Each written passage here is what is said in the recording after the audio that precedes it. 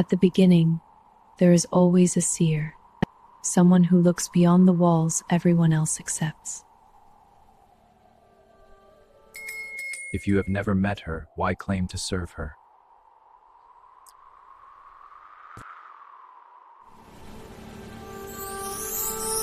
Every religion on earth began with one person who saw something clearly.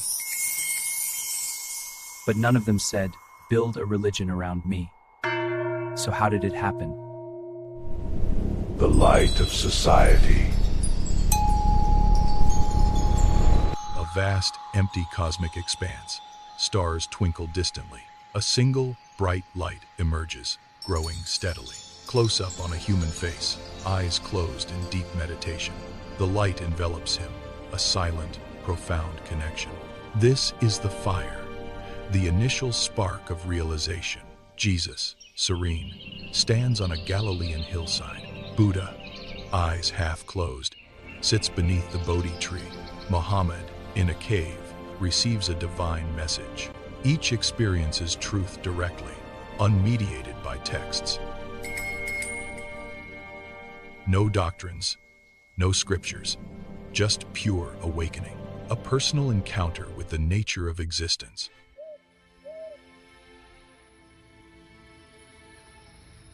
The ineffable truth washes over them, overwhelming. A deep understanding blossoms within their being. Then comes the translation, the attempt to share.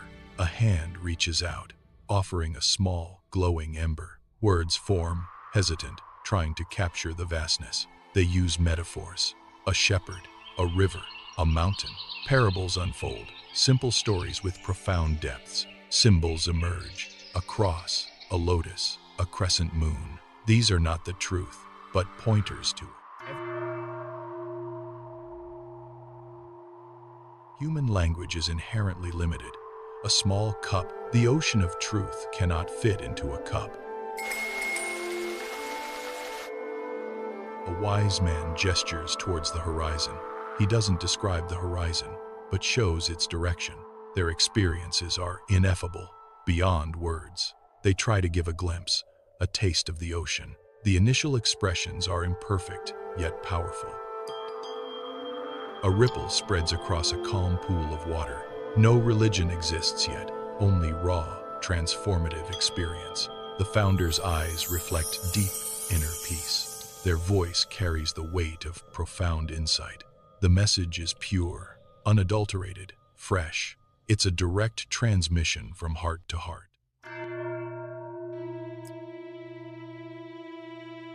The truth is simple, yet infinitely complex. It's a feeling, a knowing, more than a thought. The initial articulation is a bridge, not the destination.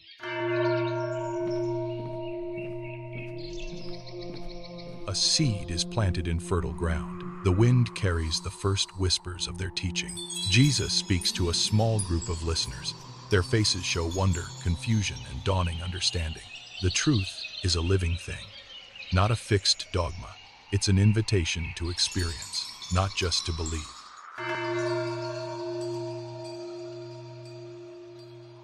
The founder's presence is the teaching itself.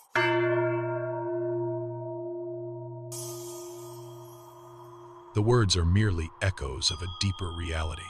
A hand points to the sky, then to the heart. The initial fire still burns brightly, undimmed. The translation is complete for now. The seeds of understanding are sown. At the beginning, there is always a seer, someone who looks beyond the walls everyone else accepts. Now, the gathering begins, people drawn to the light. A few individuals approach the speaker, curious. They recognize a resonance, something authentic. A small circle forms around the central figure. Faces are earnest, seeking to absorb the wisdom. They want to learn, to grasp the profound message, to understand the source of such inner peace. They yearn to feel what the founder felt. Still no formal religion, just shared presence. A living transmission, heart to heart, soul to soul. The fire's warmth spreads, drawing more closer. A community begins to coalesce around the truth. The initial, imperfect articulation of truth began. A ripple spread from the enlightened one. People felt the resonance, a deep calling. They gathered, drawn by authenticity.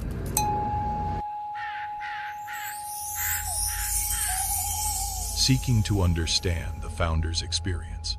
This was the gathering, a living transmission. No rigid structures, just shared seeking. The founder's voice, vibrant and clear. But time passed, the voice faded. The original presence became a memory. Followers felt a need to preserve.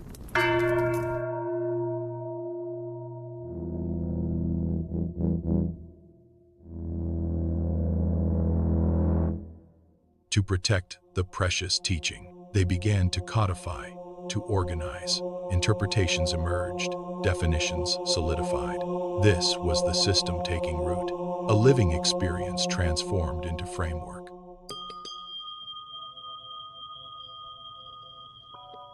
The fluid truth became structured doctrine. Rules were written, practices standardized. The framework grew, becoming more complex. Inevitably, the institution arose. The structure solidified. Walls went up. Leaders emerged, claiming authority. The initial fire, once free, was contained.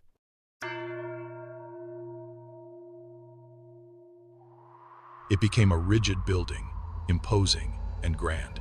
The profound irony, the great inversion, began. Founders urged looking within, seeking self-truth. Now, institutions demanded external adherence. The map became the territory, revered above all. Spiritual dependence replaced independent search. The systems themselves became the focus. People looked outward, not inward. The very systems built around those who found truth. Truth discovered independently.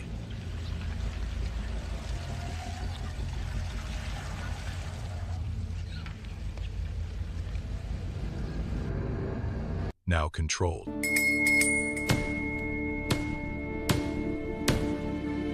History observed this recurring cycle silently. The door to truth was never locked. It stood open, always accessible. But humanity began guarding it fiercely, creating elaborate rituals and gatekeepers. Religions formed around these guarded doors, around truths discovered outside their walls.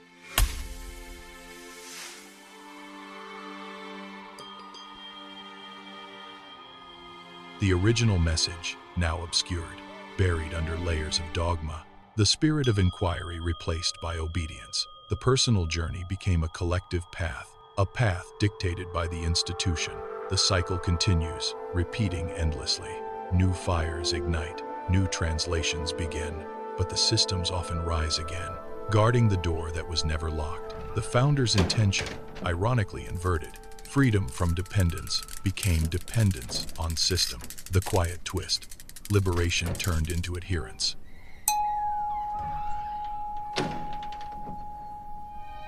The path to truth, now a prescribed route. Belief replaced direct, personal experience. The essence of the fire, now a distant echo. The institution's shadow grew long, obscuring the original. Simple light, humanity's pattern, ever present. The search for truth, forever cyclical. The door remains, waiting to be opened.